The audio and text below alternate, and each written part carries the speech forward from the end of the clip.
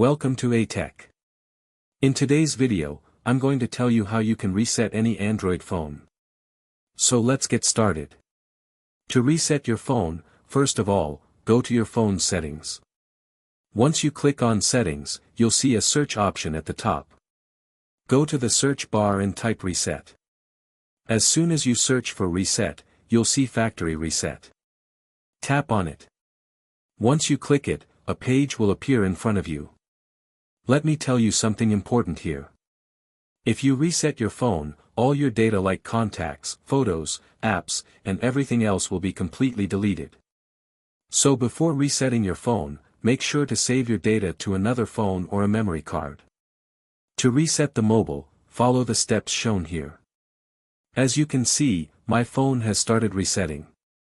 And now, you can see that my phone has been reset just like a new phone. If you found this video helpful, do like and subscribe for more tech updates.